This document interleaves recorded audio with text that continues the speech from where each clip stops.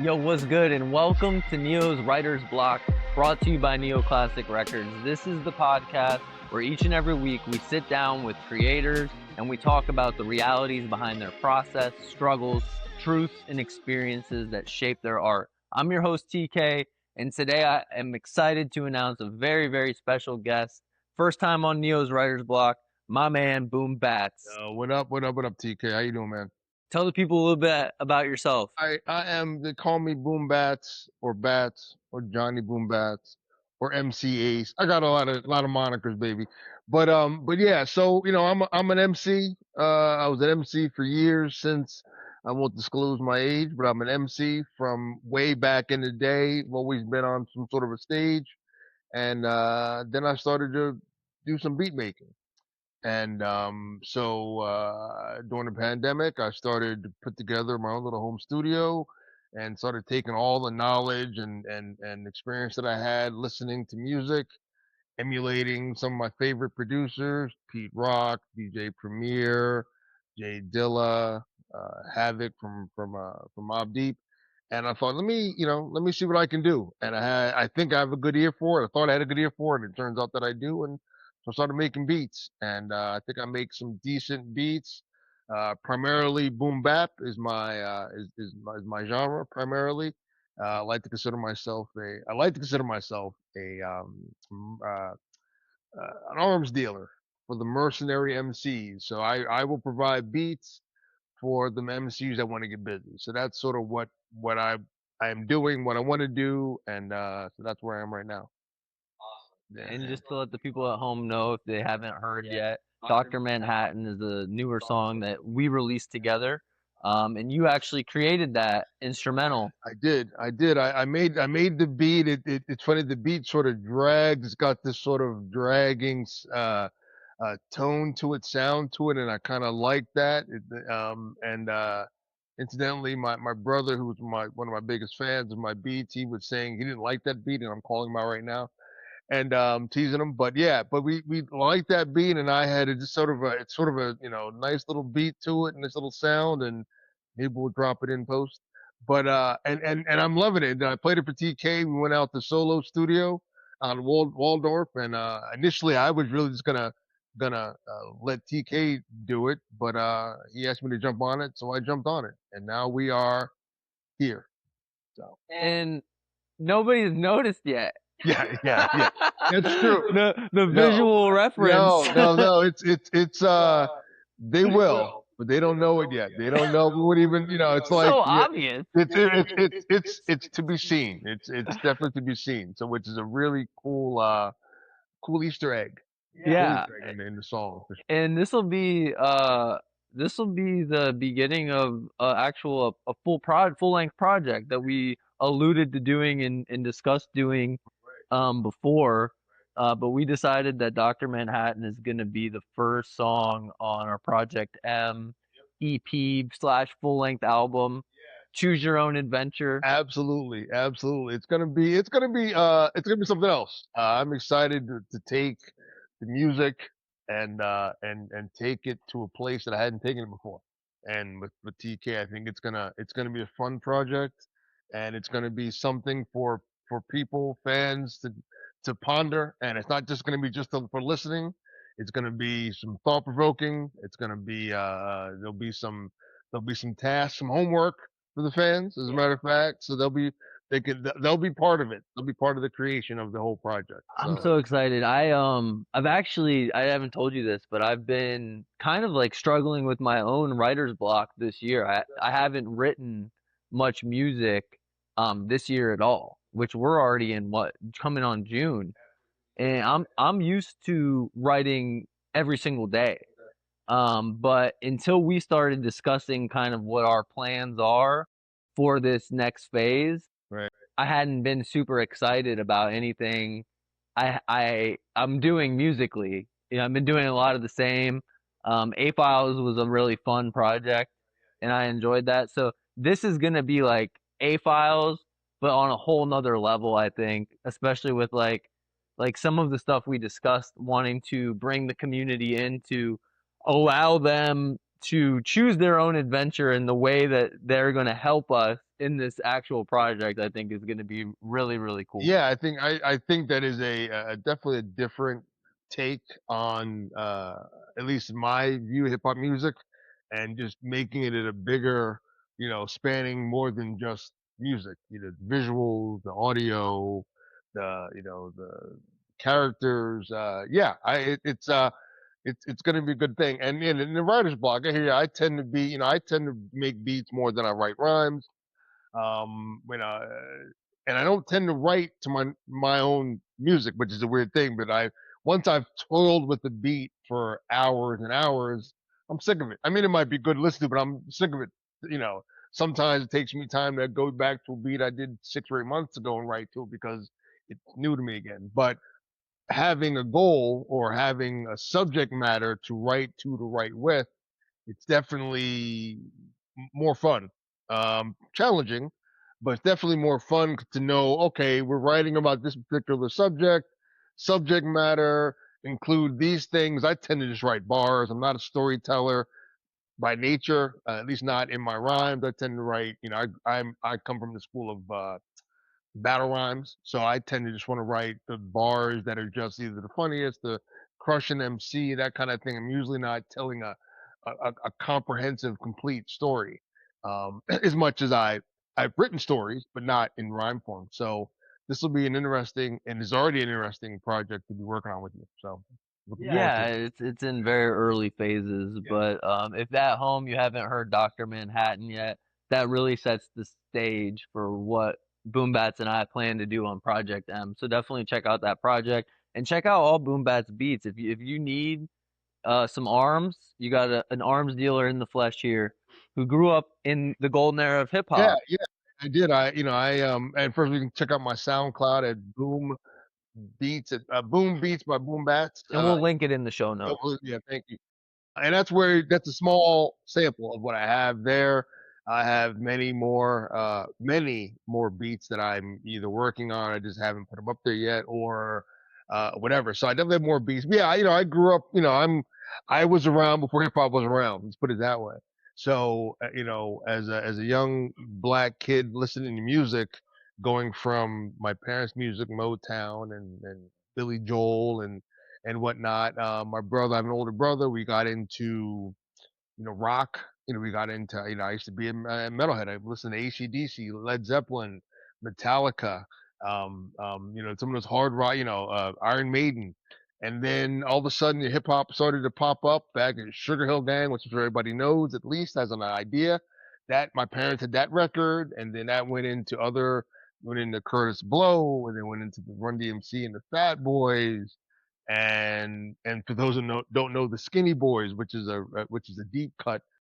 Matter of fact, I added that to a sample that I did recently.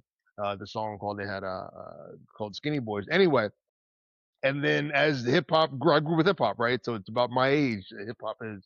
So yeah, so we as my brother and I and anybody else in my generation got to go from Run DMC to Public Enemy to NWA to EPMD to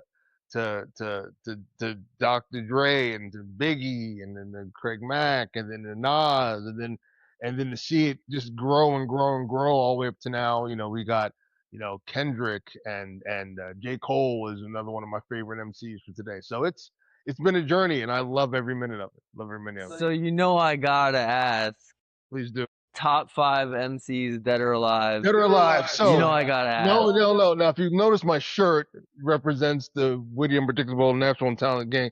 So Wu-Tang Clan, I will not say they are my favorite MC, but my favorite MC, one of my favorite MCs, is in that group, and so I'm going to give my top five. Um, No order. no order. So top five: Jizza from the Wu-Tang Clan. It's gonna be Sean Price, which you may not know from Helter Skelter. He's just a rapping ass dude. Unfortunately passed away. Sean Price, Ruck. And then I'm gonna give up. I'm gonna give. I'm gonna just another one. Raw Digger. She was a rapper with the Flip Mode Squad. She is just. She doesn't have enough stuff for me. She doesn't have enough material for me, but she is just Every time she says something, I absolutely love it. I can't even say I've ever heard of her. That's right. I will school you, my son, my young man. I will school you. But she was part of Busta Rhymes squad, the Flipmode squad. You probably recognize the voice. You hear some of the older, '90s, and early 2000s, Busta Rhymes stuff. I'm gonna go with, you know, I love Biggie. I really do, but he doesn't have enough material for me, right? So I'm not gonna add him to my list. Plus, he's a typical, Jay Z, who's amazing. I know I'm not answering your question directly. I'm skirting it a little bit. I love, my ultimate favorite MC is MF Doom. I can't get enough of Doom, and I just can't get enough of Doom. And then I think the next is going to be it's going to be Black Thought from the Roots. I Solid. think that's about five. And He gets left out of it, pretty much everybody's top yeah, five. I think people forget about him, and he's probably the. This is not even. This is arguably, excuse my microphone, but he's probably the best MC of all of them. When I say the most well-rounded and Thoroughbred. thoroughbred, skilled MC, Black Thought. Be able to do what he does over live instrumentation is just It a is one of a kind. And I saw him at the Kennedy Center. okay. He freestyled for like 30 minutes. Yes, Just straight freestyle. Yeah, and The instrumental was changing, not and a, I was in awe. people can't do that. That's not, that's not it. He's supernatural, which is funny. There's a rapper from the '80s called Supernat who was like that. He could So you get one more, right? I get one more. Okay, all right. So one, I did Jizza, I did Doom, I did Sean Price. No, I did Rod Digger and Black Thought. Okay, Rod Digger too. Okay. Those would be my. Wow, that is the most crate digger, Yeah. hipster top five. Oh my god! And there's another, and again, it's really, for me, it's always been about just the rhymes. Like, I just love, growing up listening to LL Cool J battle MC. Eminem is incredible, and I love him too. But just being able to just rhymes. I just love, just give me bars, and I just love bars on top of bars. I don't, think that's why my head is. That's my rhyme style. I think that I would argue that though, because if you're just doing bars on top of bars, then I would think I would put Eminem before Black Thought. But the way that Black Thought delivers those bars, also you have to take that into account, right? Same with Doom. Like, and I mean, Eminem definitely gets his flowers from most people. 100%. He gets them from me as well. I would say it for me. He's probably in my top five twice. Right. No, yeah. That's just because that's the era I came up from. Right. That's like when I really started getting into hip hop. But we could talk about the greats all day. Well, I want to ask you, being somebody who's observed not only the culture but the industry shift so much, what are your least favorite and most favorite ways that you've seen the culture and the industry change over the years, specifically in the hip hop space? Yeah. So one of my things I think it's funny because this is going to answer both questions. So in the late '80s, early '90s, there was this thing that rappers in the industry, or the culture, let's say, not the industry, the culture, they had this thing about selling out.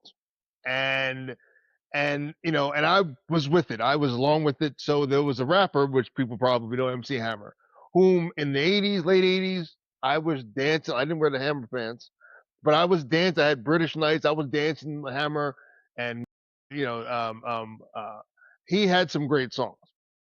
And then he became so popular by no fault of his own, right? Who doesn't want to be popular?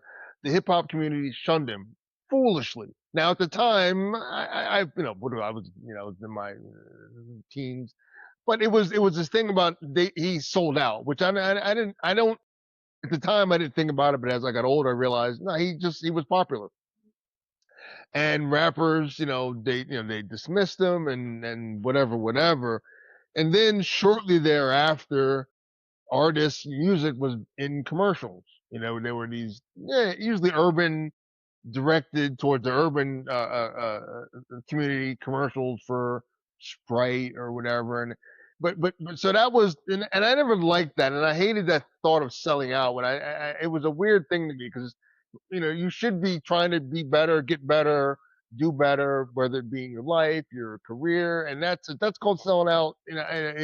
Now I understand the idea of someone selling out as far as no longer representing their where they came up. There are plenty of I consider sellouts. I don't want to throw out any any particular names unless you want me to.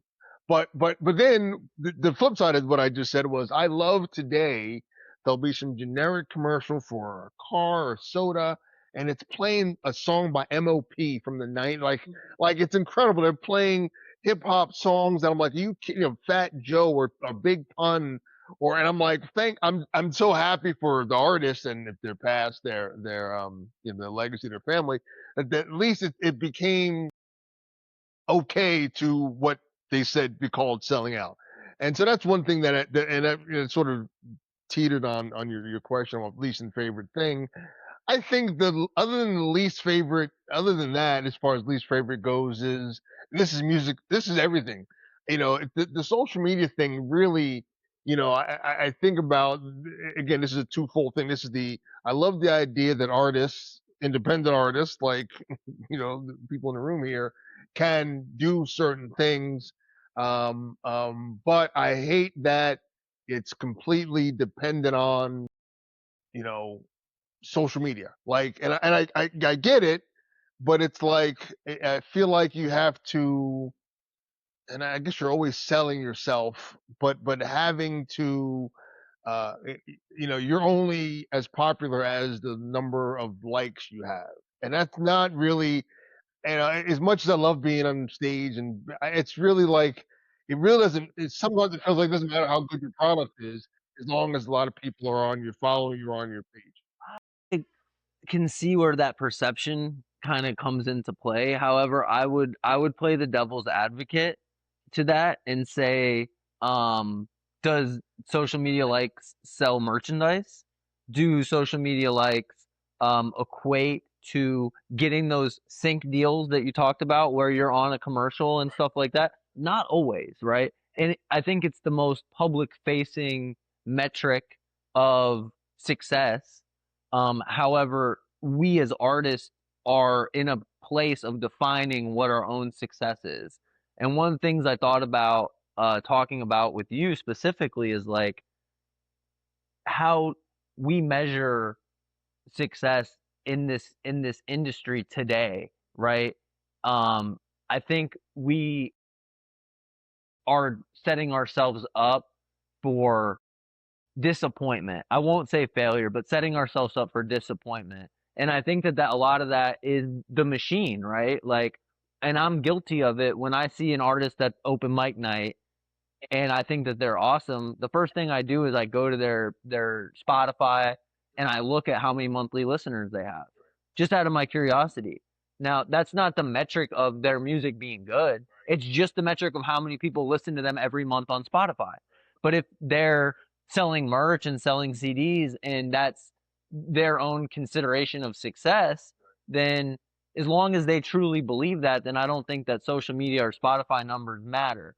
The thing is like we have almost signed up for a life of torture as artists, as independent artists, right?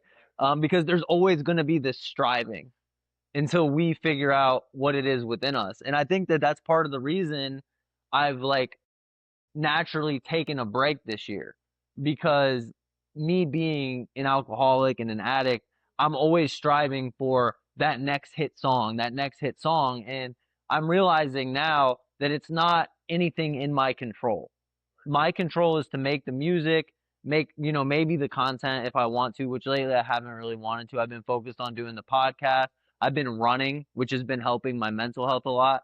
And I've really just been expanding on different facets of my life to enable me to be a more well-rounded human being and then let the art kind of speak for itself, and support other artists as well. Because for me, if I could get everything I wanted and be in that, that top spot, but be all by myself, what's the point? So I think a rising tide lifts all ships. And so I guess that goes to my next question I want to ask you is like, what do you determine or define as success for yourself as an artist, as a beat maker and writer? Yeah. And for me, it's for me. Obviously, everybody wants and needs money, right? We all need money, Mhm. whether however you can get it. This is something I would do for free because I just love doing it. A success to me really is, and and by this metric, I'm already successful. When I play a beat for someone who I don't know or I don't know well, and they nod their head to it, that's all I want. That's all, and I'm happy with that. When I drop a beat for somebody, and shout out to the fellas at Crescendo, Knowledge, and CJ, I hope Watusi. Tuccio, absolutely. If I play a beat for them and they make that face, that ooh face, that's all I want. When I send the beat to my brother, who we're really close, and he lives in Kansas, and I send music to him all the time, and he'll give me critiques, whatever. If I send the beat to him and he calls me immediately, that means that means he loved the beat, and that's funny. That's what I define as success. When someone is just like, damn. Or I was in a room once, somebody said, "Who made this beat?" And I was like, "I did." So that, for me, that's really all I want out of my music. Obviously, financial success is always a goal, to take care of myself. But that's it. I just want people to love, just to give that head nod. There's a rhyme that Guru says, I think from in the song Dwick with the Primo beat. He says, feeling satisfaction from the street crowd reaction. Like that's and I got to sample that. Yeah, that's from the Dwick, and that's with the nice and smooth guys. And he goes, feeling satisfaction from the street crowd reaction. Someone doesn't know me, and I play a beat. I was at my man Father Marcus slash Kid, my favorite MC. He lives in Buffalo. He's in a group called Delta Rec up there. Him and I have been MCs forever. I think he had a cousin over. I say older, he's probably my age. We were in his basement, and he was sitting there, and I played the beat, and I don't know him at all. He doesn't know me and Kid go back 25 years, and he just started nodding his head. He's like, "You did this?" I was like, "Yeah." He goes, "This is nice." I mean, what else do I want, right? What else do I want? That's really all I want, and ultimately, I want MCs to have that feeling and then want to write to it and then potentially become a hit and blah blah blah. But that's how I measure success for me, is to get somebody to hurt their neck listening to my joint. You know, I definitely hurt my neck listening to a few of your I joints. appreciate that. I remember when you showed me that Half Life. Whew. Oh yeah, yeah, oh yeah, And yeah, yeah, I yeah. and I think it's interesting how, like you said, like we all need to make a living, but I don't think anybody got into music for that reason. And if they did, I think that it was probably a bad investment.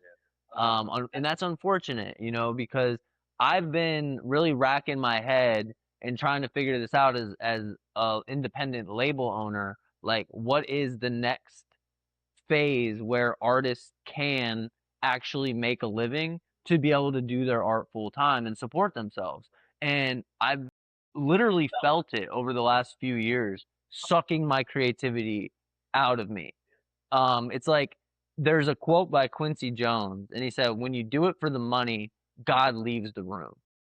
And that for me is like, I don't ever want to feel that, but where do I split my brain and because this is a business, right?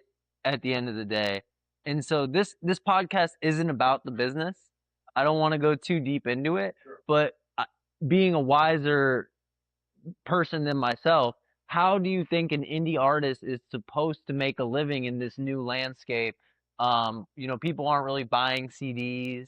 Um, we don't really have the infrastructure to sell tickets, or Label, yeah, like the label. not everybody's situated in such a way as me where they can make merch. Yeah, And even then, how do you sell the merch? Like, is there anything that we're missing? I'm kind of leading the question because you know where I'm going with some of it, but like, what do you think an indie artist is to do? Well, I mean, the answer, one of the answers, or at least the answer that I've come to with talking with you, from our conversation is really, there's a word, right? There's a word that we use all the time, and it is the word subscriber.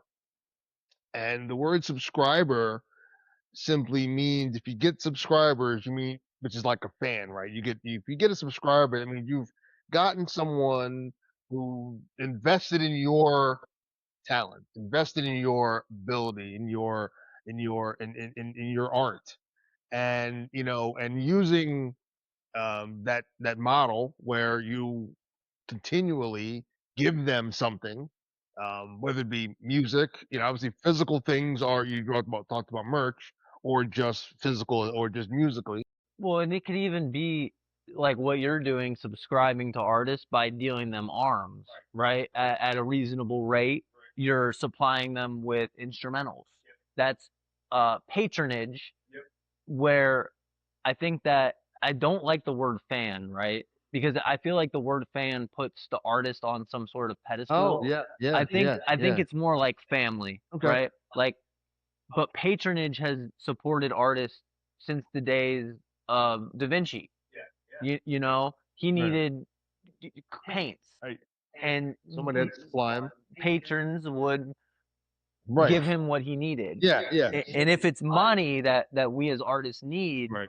then our our fan base, our family base, can support us. But I think that a lot of that model is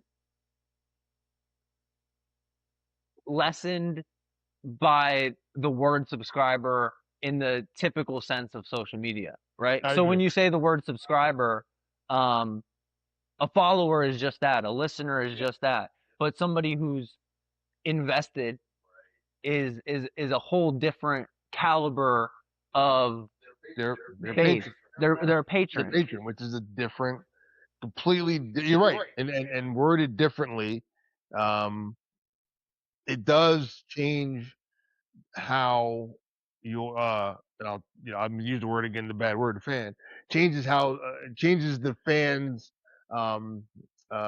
status, in my opinion, right? It's not just, I could subscribe to a YouTube channel, which I subscribe to a bunch of YouTube channels, or I subscribe to a bunch of Instagram channels, Facebook channels, but how many do I give money to? How many do I you know Interact with constantly. interact with, that who right, and interact back with me, right? As opposed to just watching a video. Who are you willing to be a patron of? And is that artist, are they giving you, are they worthy of your patronage? That's really the question, right? And I think that as independent artists, it's our superpower to be able to interact at a deeper level with the people who are willing to invest in us, not only financially, but spend the time. Because you can be a patron of a person who's just spending time. Time is the most valuable resource. And then obviously I want to make it worth your while to invest financially so that I can spend more time. Because if I'm not having to go to my 9 to 5, well, now I'm able to spend more time within my family Right, unit. and give you more of, and make myself worthy of, um, of my time, Right. worthy of your time. Make myself worthy of your time, and provide. Yeah, yeah. And I think that's why it's important to build the infrastructure within social media, but also outside of social Right, media right. that enables people to come, because technology gives us the ability to come together. But how often is it actually being used for that? And how often am I scrolling and not finding my family? So it patronage can allow people to buy their attention back and spend their time within a community where the artist is actually interacting back, because you're never going to get that from a Kendrick Lamar, a Drake, but as independent artists, that's our superpower. Yeah, yeah, Speaking of, right. I mean, we're working on a Yeah, project yeah. about Speaking of superpower. that, yeah. Speaking of that, That, yeah, yeah, that's our yeah. superpower, is to Right. be able to serve directly to our family base, and then them reciprocate and serve back to us in a way that enables us to have more time to create and become the best artist that we can become. So I think that that is one way that independent artists can financially support themselves.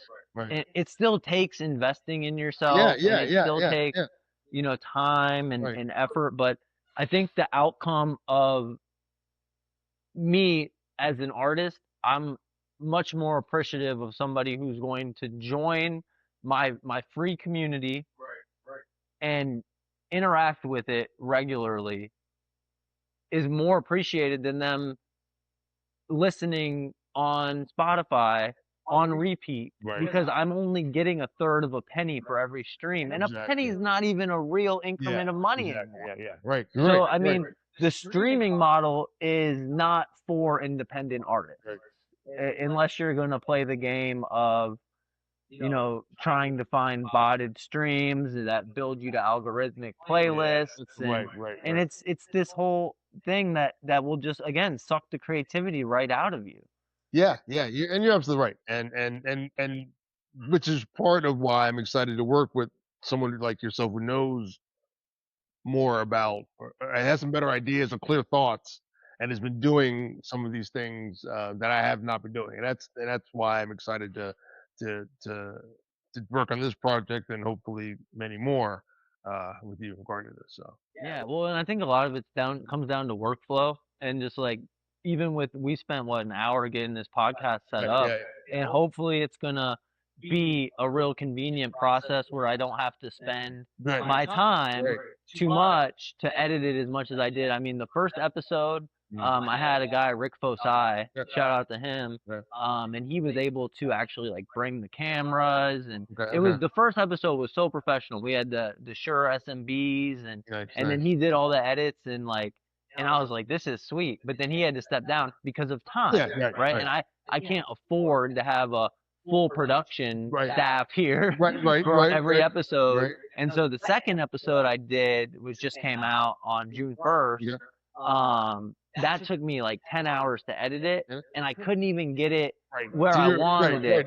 Now you're So most podcasts you see start from the lowest quality and work their way up. you're Ours started with a really good quality, and then we're oh, starting low, and now oh, hopefully we eventually work that's our way funny. back to that great quality. That's funny. But there's always, I mean, at the end of the day, perfection doesn't exist. Right. We've talked about this, and we just got to put stuff out so that the people can see who we are Yep. and give them the opportunity to come into our Yeah, world. yeah, yeah, You know, and hopefully give them something that would make them wanna do that, right? yeah, and Give them help us build Project M yeah, to what it can be. I mean, I we agree, need yeah, input. We yeah.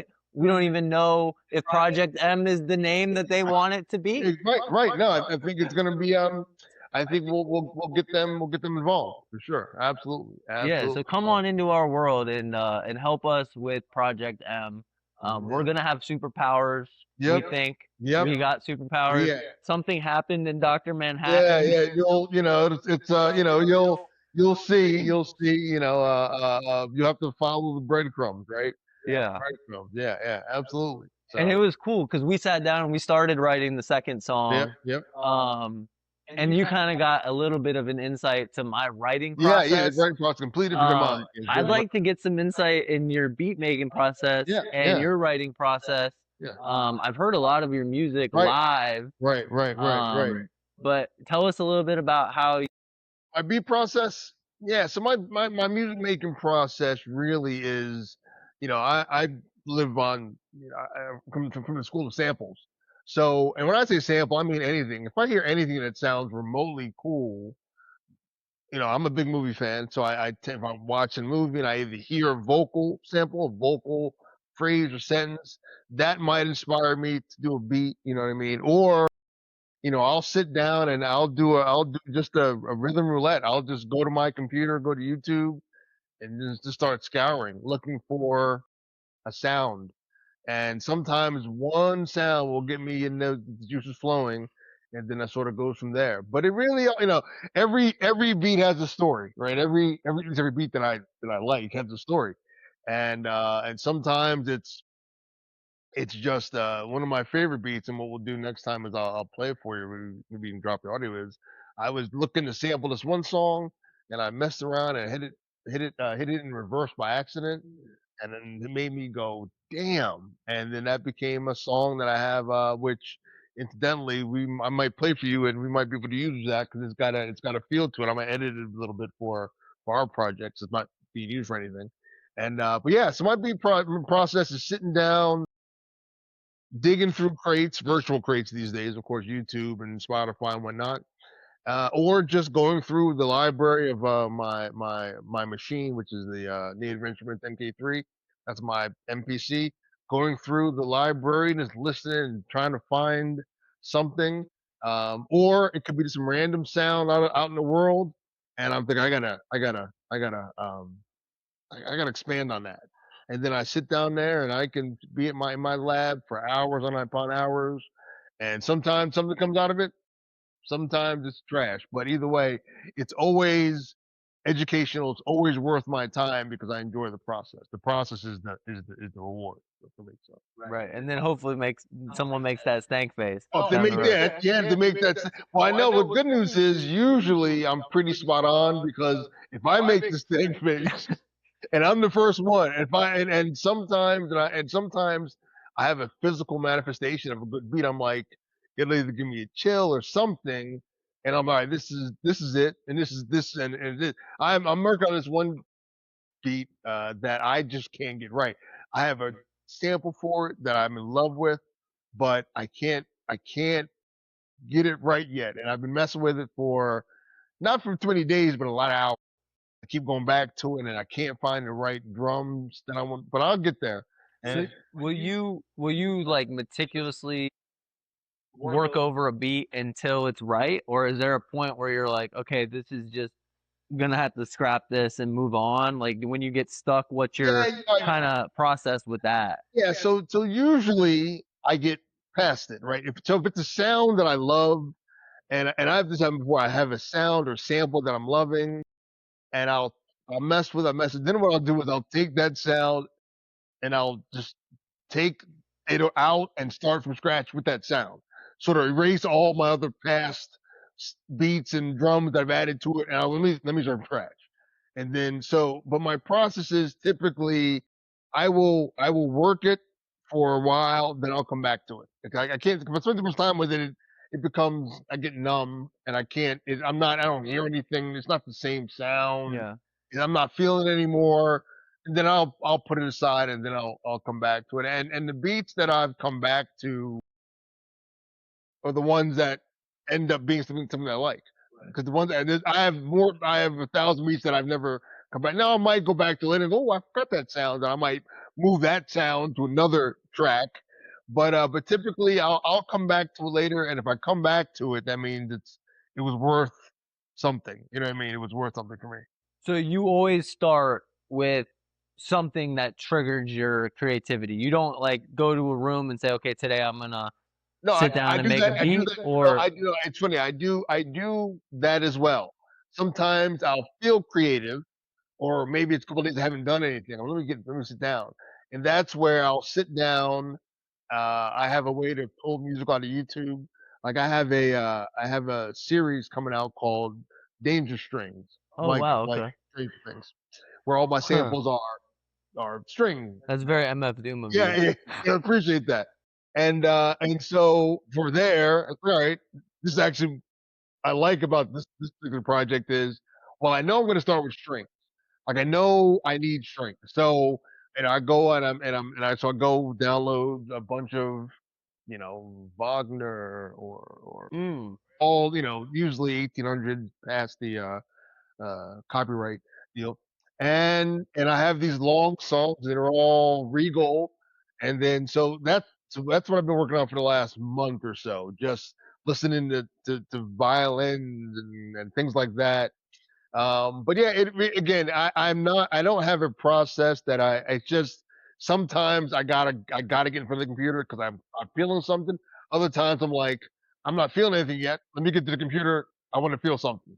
So it's And then how do you know when a project's done, when it's at its fullest potential? Like how do you know when to stop tweaking? yeah, that is a very good question. So for me, usually every song has a main sample, right? It's got the main and I'll most of my beats, they're not too crazy, right? I'll zhuzh them up with an engineer like we did with solo. But the beats are usually the loops are pretty basic, or I say basic, pretty minimalistic, I guess. And usually, if I'm happy with the drums, bass, and the sample, and I usually, if the arrangement is halfway decent, if I feel like I got a song, I can quit it. So usually, basically, it's based on, for me, it's like, all right, I have all the elements. I tend to want to tweak things more because when I wanted to do music when I was much younger, man, everything was so much harder to do. I had to go to the studio. There was nothing at home. So, and you had the sampling was different. So for me, a lot of times, a beat will come easy to me, and then I feel like I didn't do enough, and then I got to get over that. Like, I don't need to work it. If it's hot, it's hot. I don't. If it took me 10 minutes, who cares? Like, it doesn't matter. If it's good, it's good. Yeah, most of the time I'm surprised at how the simplest stuff Yeah, yeah, is like fully industry ready. yeah, yeah. You can polish it Right, until you're blue in the face right, later, right, but I think that there's something, especially as a beat maker, right, where you need to get it to the hands of the artist as right. soon as possible because it's in that zeitgeist Yeah, yeah, yeah, now. yeah. And then when the artist gets it, they might say, okay, we need to rearrange X, Y, and Z. We need to change this out for that. And maybe, it gets in the hands of the mixing or mastering engineer and they're like, okay, we need to put a low pass here, or because it's going to touch so many hands. So just having a product kind of go hot potato out of the Yeah. beat maker's hands and get it into. The producer, the right, the engineer and the artist and the vocal artist hand. Yeah, it's Have a you ever heard of Armin van Buren? He's a EDM producer. no, I haven't. I Okay, watched one of his master classes, okay, and what he said was he uses a system called the 40-hour guillotine. okay. And for EDM, I mean, you're talking 40 tracks Right. minimum, Yeah, and yeah, and yeah. so many filters and everything. And he said that he'll work on a song Uh-huh. for a maximum of 40 hours. Right. Okay. And if Okay. it's not done in 40 hours, he'll chop it and Yeah. he'll use the parts Uh, for other songs. that sounds about right. That I don't have a system like that, but I definitely have. If I have a sound that I like and I can't feel it, I will. And I've done it. I have songs that have the same sample in it, but like where I've just slowed it down or sped it up or I chopped it. Where I sorted out one song and I'm messing with this one song and I'm like, oh, that sounds nice. That was not part of the plan. Let me move that to this. And then you'll see in my flow you'll see a song name whatever it'll be named 1, 2, 3, 4 because I've kept moving it and moving the pieces to it and rebuilding it in another place. So it's a process. So it's a That's process. awesome. And so we have in our Patreon for Neoclassic Project M is in there, and that is again choose your own adventure. And one of the things that we're in the phase of right now is selecting the beats that you made that are going to go on that project, and it's free to vote. It's free to join. It's free to vote. We're not trying to put everything in there behind a paywall. At the end of the day, we just want you guys to come to our world and then let us prove that later down the road it's worth the value. So get in there. It's free to vote for what beats are going to go on Project M. Yeah, and there's going to be all other sorts of voting that goes on in there. And I don't want to go too deep into the process yet because y'all still ain't figured out what the front to the back is. But you have a MPC next to you, sir. I think that's the end of the pod. But if you want to see BoomBats cook up a beat, come on over to the Patreon and check us out. We're going to be making a beat. So thank you guys so much for joining us on Neo's Writer's Block, and we'll see you next time.